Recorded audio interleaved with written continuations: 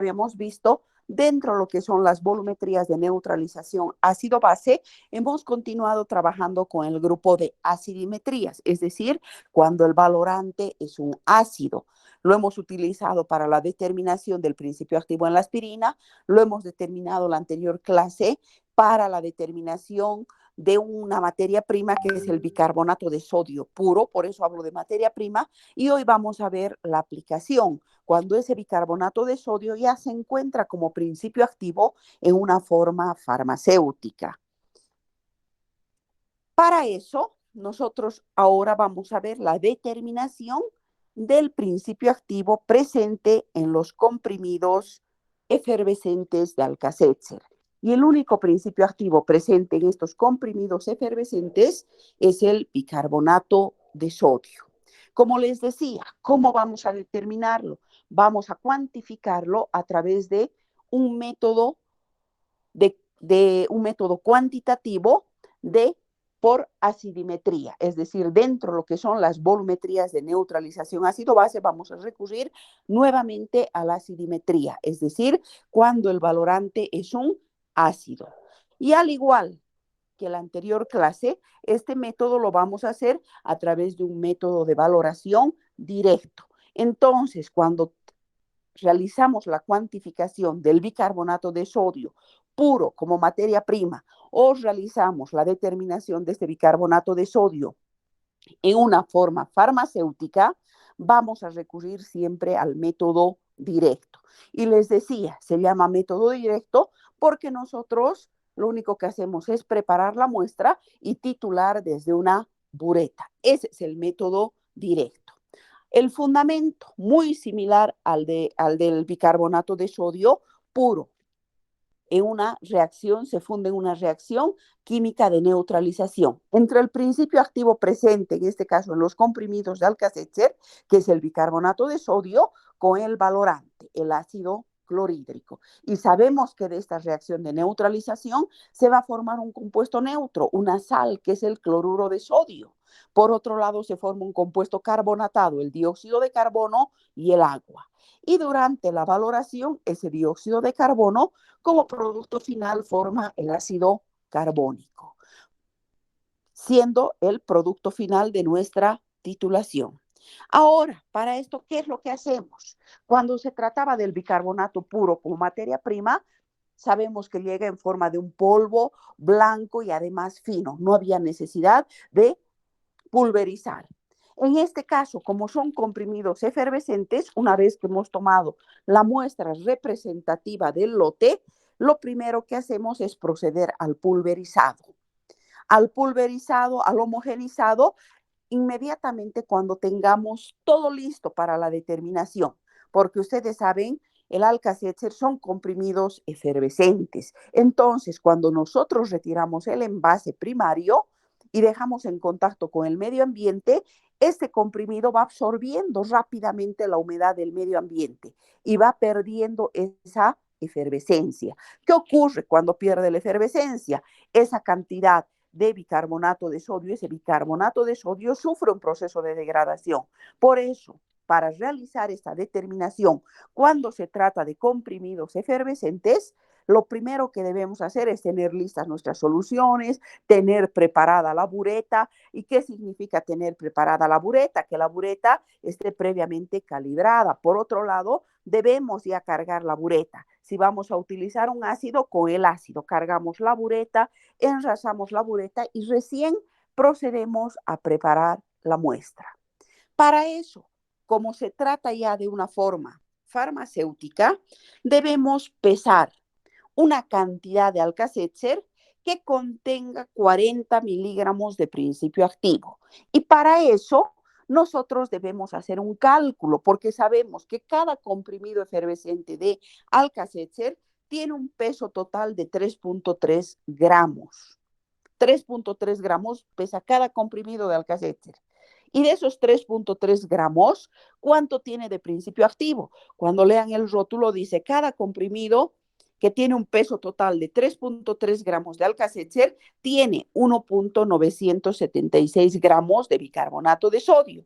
Ese es el principio activo que contiene cada comprimido efervescente, 1.976 de bicarbonato de sodio. Entonces, partiendo de esa relación, si un comprimido de Alka-Seltzer, que son 3.3 gramos, tiene 1.976 gramos de principio activo, nosotros necesitamos para esa determinación solamente 40 miligramos, es decir, 0,04 gramos. Y hacemos una regla de 3 para calcular cuánto vamos a pesar de ese Alka-Seltzer que hemos pulverizado.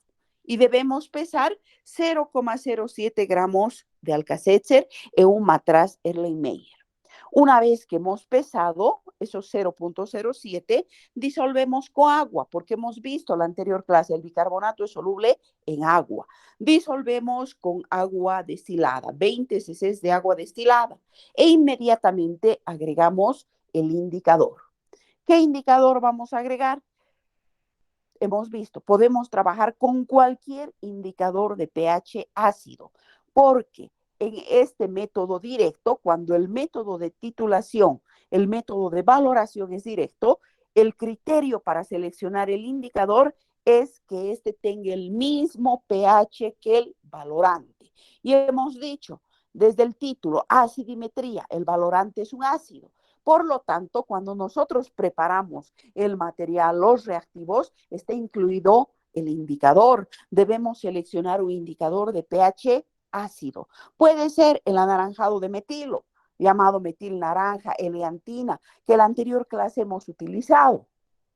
O también podemos trabajar con cualquier otro indicador de pH ácido, como el rojo de metilo, que también tiene el pH ácido. Entonces, no solamente ustedes se han de limitar al anaranjado de metilo. Hay varios indicadores que tienen pH ácido. Entonces, lo que ustedes tienen que seleccionar es un indicador de pH ácido. Y como les digo, en la anterior clase hemos utilizado anaranjado de metilo. Hemos visto que el viraje del indicador va de naranja a rojo. En este caso, si usamos rojo de metilo, el viraje del indicador va a ir de amarillo a rosado. Entonces, una vez que hemos preparado la muestra en el Erlenmeyer adicionando 20 cc de agua destilada, inmediatamente agregamos el indicador. Como cualquier indicador, en todos los métodos volumétricos, el indicador 2 a 3 gotitas. Si utilizamos el rojo de metilo, como el medio es alcalino, porque el bicarbonato de sodio tiene un pH básico, es alcalino. Como el medio es alcalino, con el rojo de metilo, la solución toma un color amarillo. Un color amarillo. Inmediatamente desde nuestra bureta, que se encuentra cargada, enrasada con el ácido clorhídrico, procedemos a titular. Titulamos con un goteo continuo, una agitación enérgica, hasta que esta solución de color rosado o hasta que esta solución de color amarillo cambie a un color rosado. Ni bien la solución ha tomado el color rosado, cerramos la llave de la bureta y leemos los mililitros gastados. Una vez que hemos leído los mililitros gastados, esa solución la llevamos a ebullición. En una hornilla calentamos hasta ebullición. Una vez que ha llegado a la ebullición, retiramos de la hornilla y enfriamos. Toda determinación cuantitativa la realizamos a temperatura ambiente. Debemos enfriar. Y una vez frío, comprobamos si realmente hemos alcanzado el punto final de la titulación. ¿Qué va a ocurrir cuando llevan a ebullición? La solución que había tomado color rosado se vuelve transparente. ¿Por qué? ¿Por qué se vuelve transparente? No es que ha ocurrido algo de magia, sino que les he dicho, todos estos indicadores dentro de las volumetrías de neutralización ácido-base, estos indicadores de pH, son soluciones alcohólicas. Se preparan en alcohol. Por ejemplo, si ustedes preparan el rojo de metilo que estamos hablando ahora, ¿cuánto han de pesar? Van a pesar 0 gramos y van a disolver con alcohol cantidad suficiente para 100 cc. Entonces es una solución alcohólica. ¿Y qué ocurre a las soluciones alcohólicas con el calor? Se evapora. Entonces ustedes tenían una solución de color rosado y cuando han llevado a ebullición se ha evaporado el indicador. Se ha evaporado el indicador y el color ha desaparecido. Sin embargo, cuando llega ebullición, retiramos, no ha evaporado el 100% del indicador, quedan residuos. Enfriamos y dejamos caer gotita a gotita el ácido clorhídrico desde la bureta. Si nuevamente con la primera gotita toma el color rosado, nos indica que habíamos llegado al verdadero punto final de la titulación. Y ese volumen que habíamos anotado, ese primer volumen que habíamos anotado, es el que usamos para los cálculos. En cambio, si después de haber llevado al calor, comenzamos a titular, primera gotita, nada, segunda, nada, tercera, nada, cuarta, nada, quinta, nada, y recién ha cambiado, nuevamente ha tomado el color rosado con 10, 12 gotas, o 1 ml o 2 ml, es que no habíamos llegado, que habíamos obtenido un falso verdadero, un falso verdadero. Entonces, ¿qué volumen vamos a anotar? El último volumen de la titulación. Ese cuidado debemos tener. Por eso es que en el Alka-Seltzer se realiza esa prueba de confirmación, porque muchas veces nos da un falso verdadero. Entonces, hay necesidad. Cuando ha cambiado la solución, ha tomado el color rosado, llevamos a la hornilla a ebullición, retiramos, enfriamos y volvemos a titular. Si al titular con la primera gotita nuevamente tome el color rosado, era el verdadero punto final, el que leímos. Y si no cambia con la primera gotita, debemos necesariamente anotar el volumen final con el que alcancemos hasta que la solución se vuelva rosada. Simplemente hay que tener ese cuidado con la determinación del bicarbonato de sodio en los comprimidos efervescentes de Alka-Seltzer. Ese es el único cuidado. ¿Y por qué muchas veces nos da un falso positivo? Porque todos estos comprimidos efervescentes tienen en su composición el ácido cítrico, que puede dar lugar a un falso positivo. En lugar de formarse el ácido carbónico, ese ácido cítrico es el que ha producido el color rosado. Por eso es que hay necesidad de comprobar llevando a ebullición y volviendo a titular. Una vez que hemos terminado la titulación, hemos leído los mililitros gastados, realizamos los cálculos, como cualquier cálculo. No les he dejado en la plataforma. ¿Por qué? Porque la siguiente clase prefiero que resolvamos en la práctica los dos ejercicios, porque los dos tienen mucha relación. Uno, el bicarbonato de sodio como materia prima, y otro, la aplicación, el bicarbonato de sodio en los comprimidos efervescentes de Alka-Seltzer. Entonces, la próxima clase, al iniciar la clase, van a tener dos ejercicios y los vamos a resolver en la clase, de manera que no haya dudas, de manera que no haya dificultades ni preguntas. Entonces, para resolver este ejercicio, partimos de una muestra, de un peso de una muestra. ¿Cuánto será ese peso? Hemos dicho 0.07 gramos de Alka-Seltzer.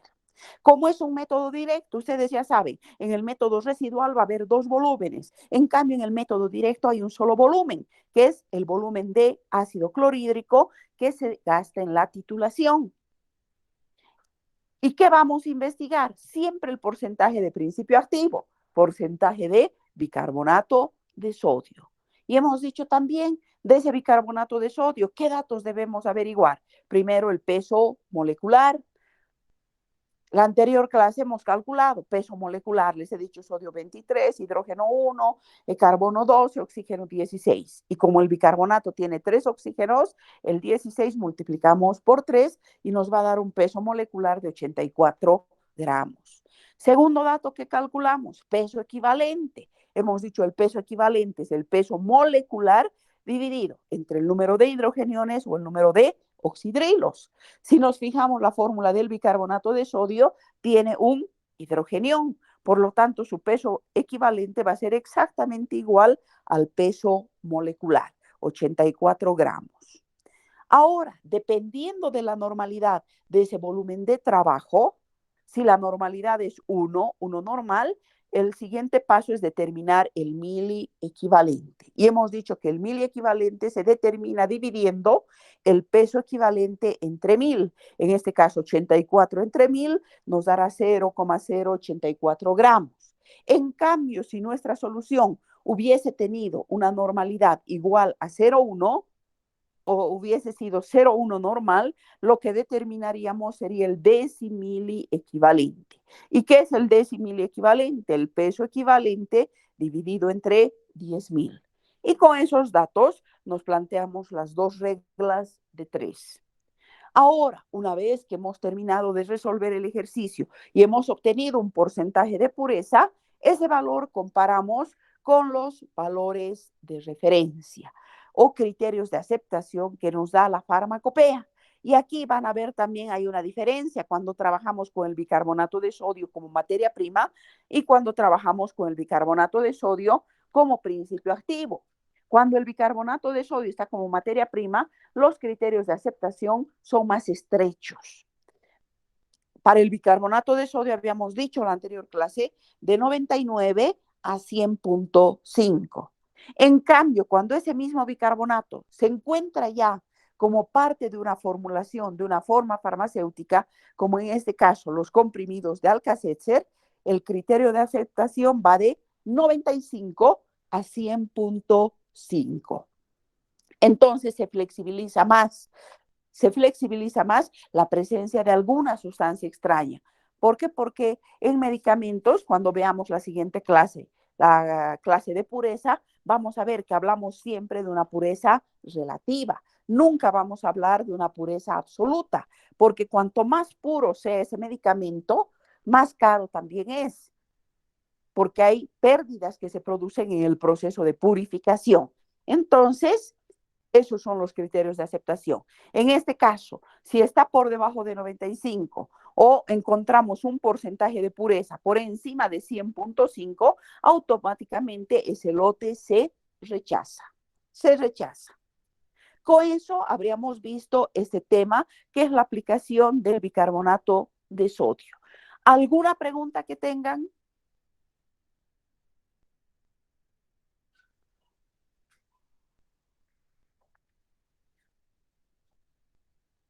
¿Alguna duda que tengan?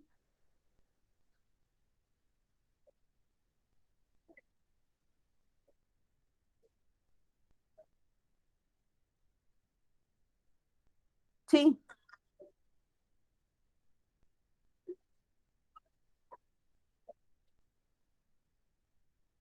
Ah, no, para cada práctica tienen que usar la hojita.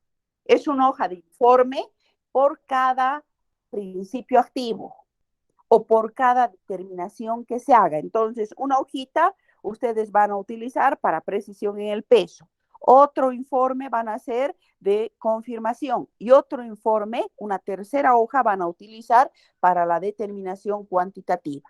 Para cada práctica ustedes tienen que tener una hoja de informe.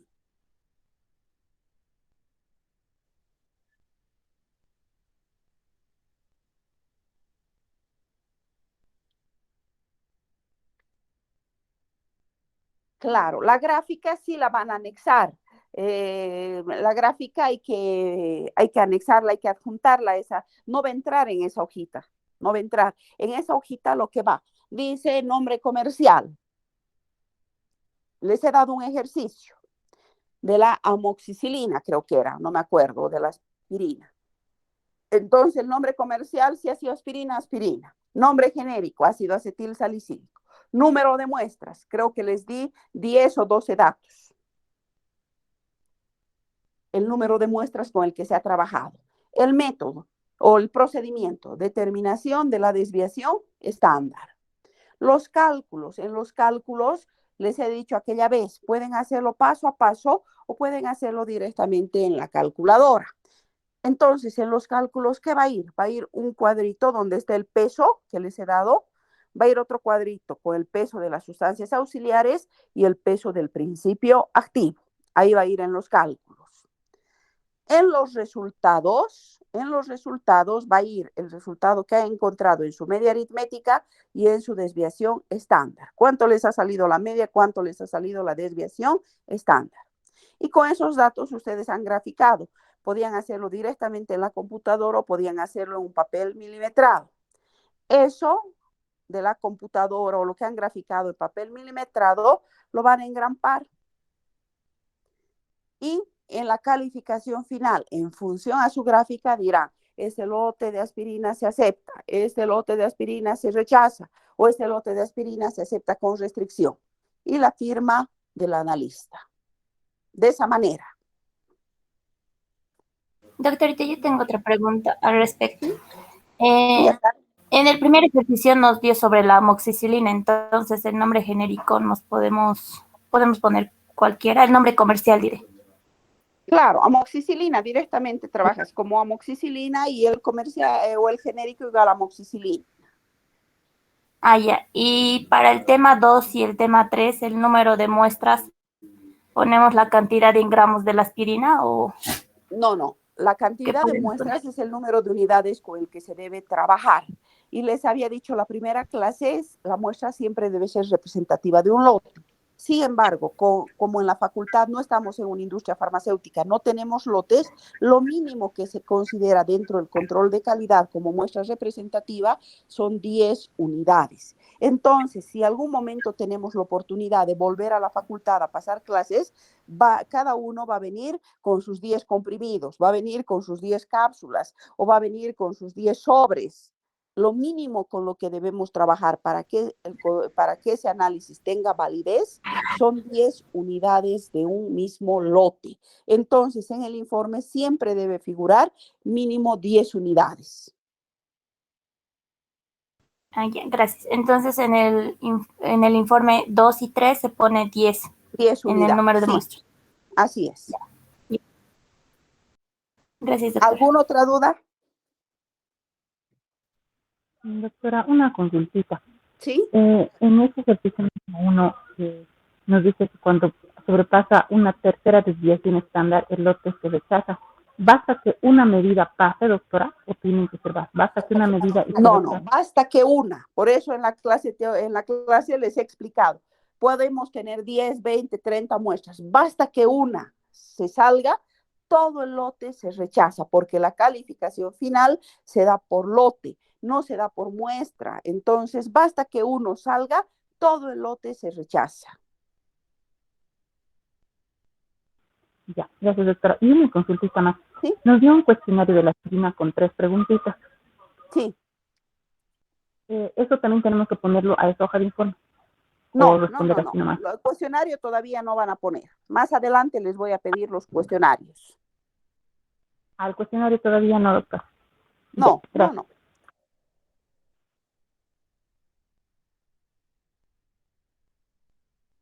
¿Alguna otra duda?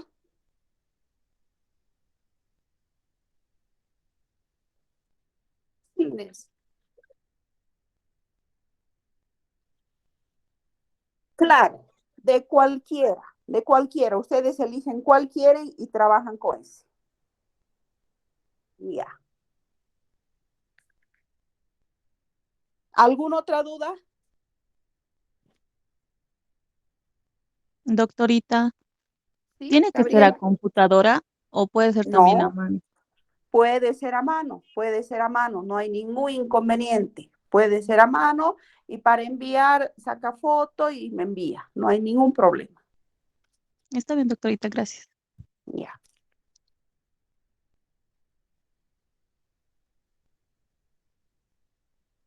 ¿Alguna otra duda?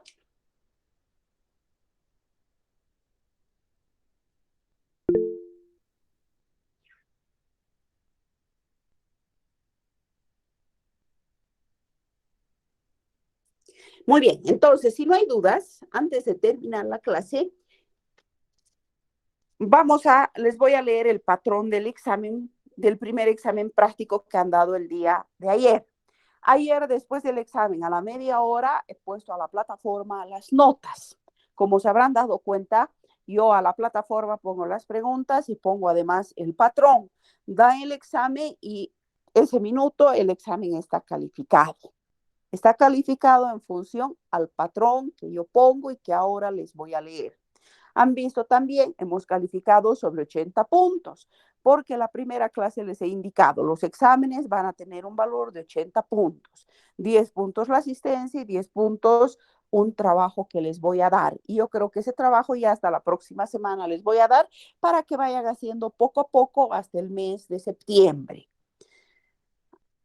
Entonces, todos los exámenes que den a partir de ahora va a ser sobre 80 puntos. Y ustedes han visto, en ese examen no había nada diferente, no había ninguna pregunta rebuscada. Lo que yo les doy, lo que yo les repito, estaba en el examen. Por eso, han visto las notas en general son buenas. Si bien hay algunas notas, hay notas bajas, evidentemente me ha llamado la atención porque la persona que asiste a clases, las clases no son largas, no son aburridas, entonces son más bien cortas. La persona que asiste a clases, y asiste significa que pregunta si tiene alguna duda, que atiende, yo pienso que no tiene ninguna dificultad. Por eso me ha sorprendido encontrar algunas notas bajas, si bien son pocas, pero hay todavía notas bajas. Inclusive ayer me han escrito al WhatsApp pidiéndome recuperatorio. De los exámenes prácticos no tomo ningún recuperatorio, porque como les digo, son cada 3 prácticas que están dando, no es ampuloso y no tienen que investigar, buscar en otro lado, es todo lo que yo les doy.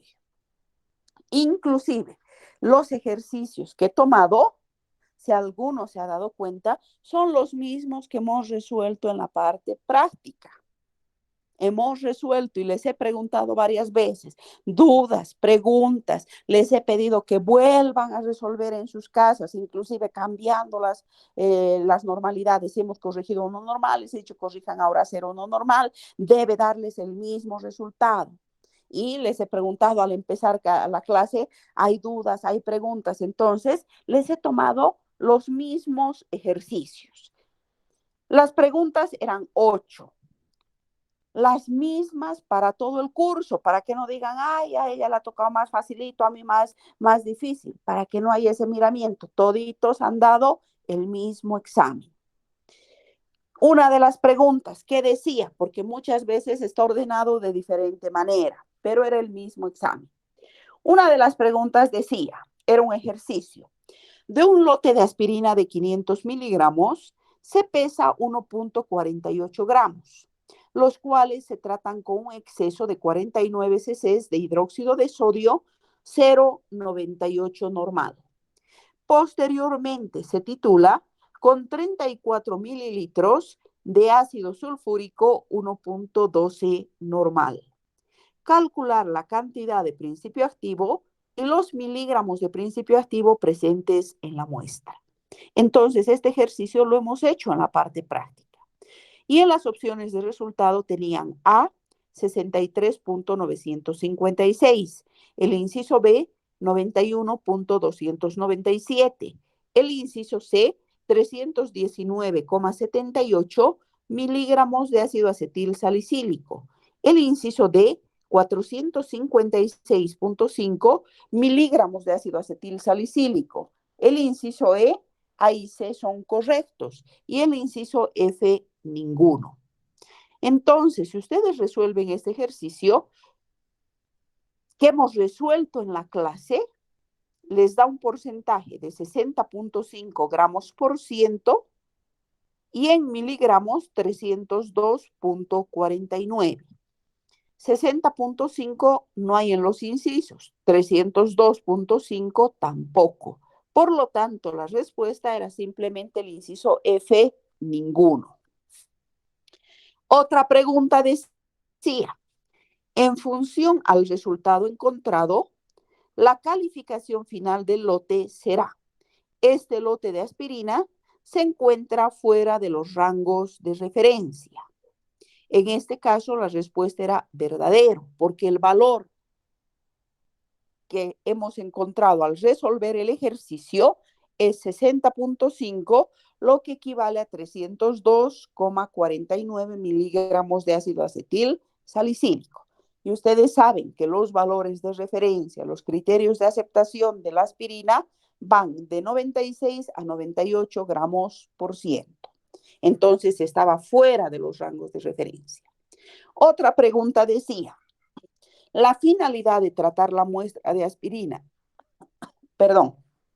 con calor durante su determinación cuantitativa es A, eliminar el dióxido de carbono, B, evaporar el ácido acético, C, cambiar el pH de la solución, D, todos, E, ninguno.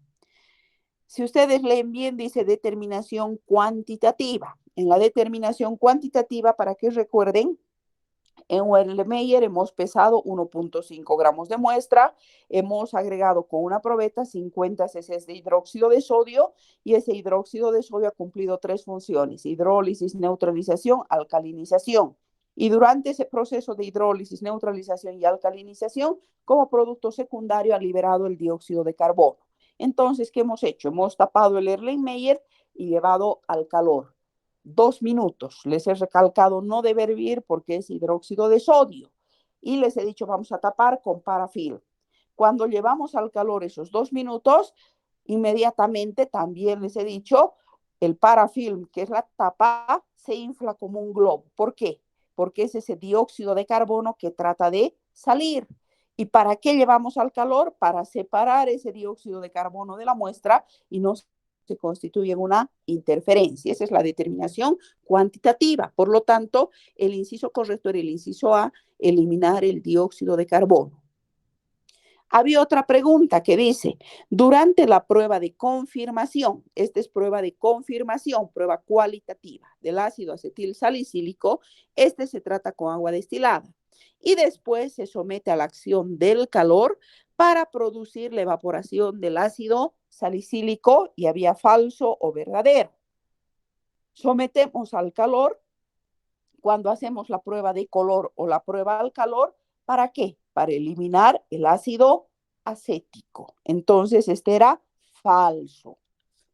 Había otra pregunta que decía, la precisión en el peso es un parámetro que está directamente relacionado con A, destreza del operador, B, calidad de la balanza analítica, C, exactitud, D, A y B son correctas, E, ninguno. En este caso era el inciso B, la calidad de la balanza analítica. Cuando hemos visto precisión, les he dicho, en este parámetro, el operador no influye en nada. Es un parámetro que depende exclusivamente de la calidad del instrumento de medida, que es la balanza analítica. Entonces, aquí era la calidad de la balanza analítica. Otra pregunta decía, si una muestra de carácter básico se somete a una valoración residual, como el caso de la aspirina, ¿qué tipo de indicador utilizaría?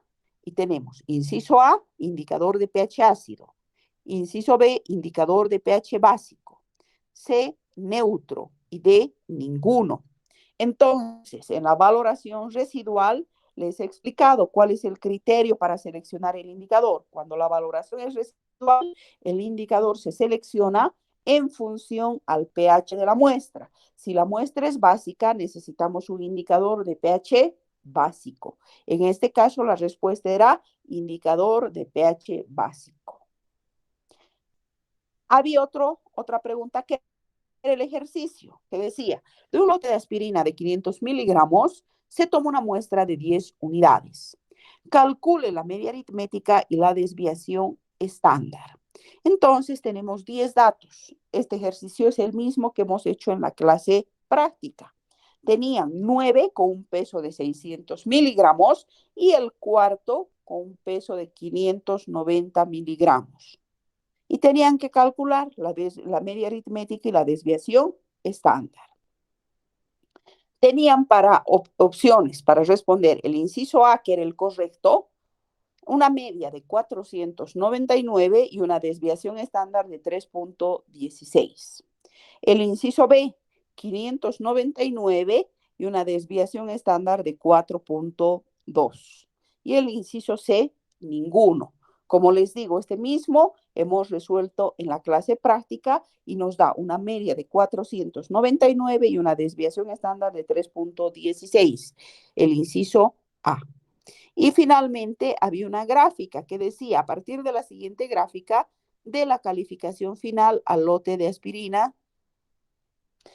Y si ustedes observan la gráfica, teníamos los 10 pesos de principio activo y justo la cuarta muestra era la que llegaba hasta la tercera desviación estándar por debajo. Y para responder tenían, este lote se acepta con restricción, este lote se acepta, este lote se rechaza o ninguno. En este caso era el lote se rechaza porque justamente la muestra 4 llegaba hasta la línea de la tercera desviación estándar por debajo. Ese era el examen. ¿Alguna pregunta que tengan?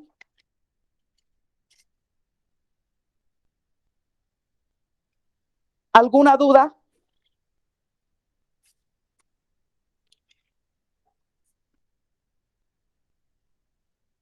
Todo está claro, no hay dudas. Doctorita, yo tengo una duda. Sí, Rodrigo.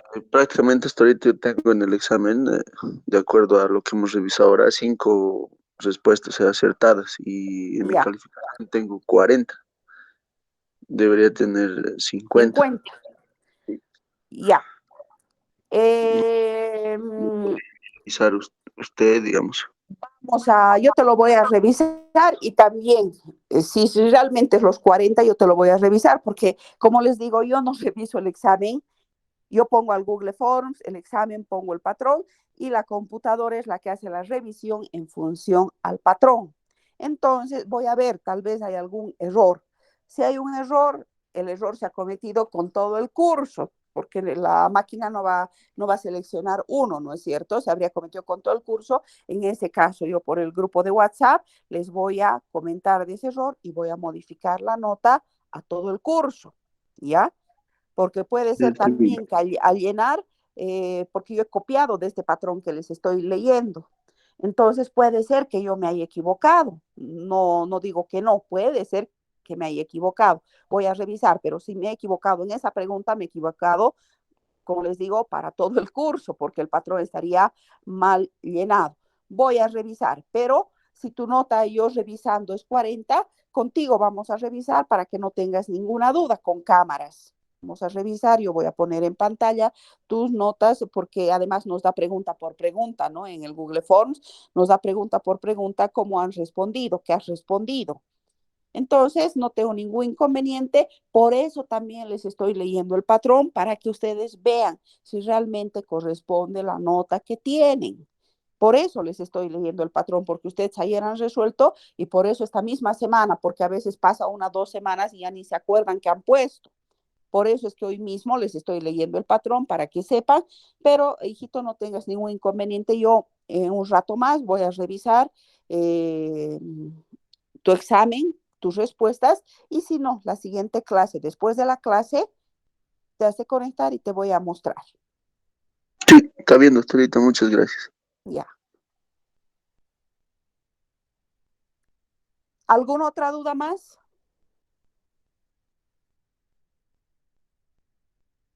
Doctorita, yo tengo una duda. Disculpe, pero no es el examen, es en una valoración residual, doctora, si en una titulación directa se trata una sola vez, digamos, con hidróxido, eso debe ser uno normal, en una residual se trata 2 veces.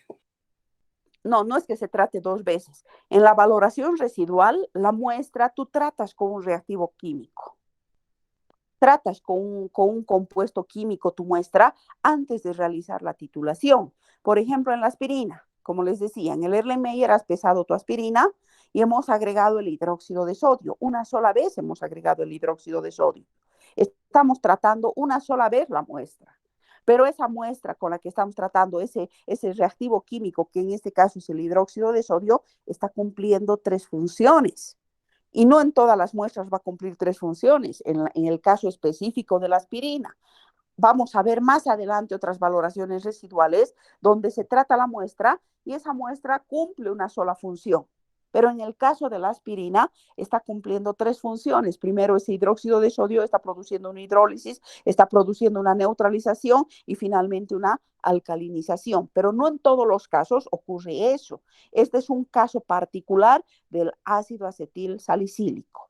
Y como estás viendo, en el Erlenmeyer has pesado tu muestra y has agregado un reactivo químico que es el hidróxido de sodio. Y después de agregar ese hidróxido de sodio, recién se ha procedido a la titulación. Ese es el método residual. No es que se trata una vez o se trata 2 veces. Estamos haciendo reaccionar nuestra muestra con un compuesto químico y posteriormente de esa reacción titulamos. Ese es el método residual. En cambio, en el método directo preparamos la muestra y titulamos. Has visto en este caso el Alka-Seltzer, lo hemos pulverizado, hemos pesado, hemos disuelto en agua y hemos procedido a titular. No hemos agregado antes ni hidróxido, no hemos agregado ningún compuesto químico. Lo único que hemos hecho es preparar la muestra, porque un polvo no vamos a poder valorar. En cambio, en el caso de la aspirina es un método residual porque esa aspirina hemos hecho reaccionar con un compuesto químico, pero no 2 veces ni 3 veces, ha reaccionado una sola vez. Y de esa reacción han ocurrido 3 fenómenos, que son hidrólisis, neutralización y alcalinización, pero no hemos agregado 3 veces el hidróxido de sodio, hemos hecho una sola reacción química. Y como les digo, la hidrólisis, neutralización, alcalinización es el caso específico particular de la aspirina. En otros compuestos que vamos a ver también, les digo, más adelante, a través de método residual, no ocurren esos fenómenos. Eso también debe estar claro. ¿Alguna otra duda? Muchas gracias, doctora. Ya.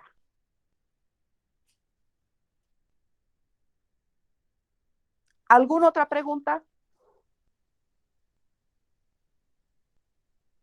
Ya, entonces, si no hay preguntas, vamos a quedar ahí. Como les digo, para el próximo martes, ustedes van a tener a su lado una hojita, su lápiz y su calculadora. Vamos a hacer esos 2 cálculos. Yo sé que muchas están manejando muy bien ya los cálculos. Algunos tienen alguna dificultad. Entonces, vamos a resolver al empezar la clase esos 2 ejercicios para que no haya más dificultades y ya con los otros ejercicios que vengan, cada uno va a hacer sus cálculos. Ya no vamos a entrar a ese detalle. La próxima clase vamos a ver el bicarbonato de sodio como principio activo y como parte de una formulación.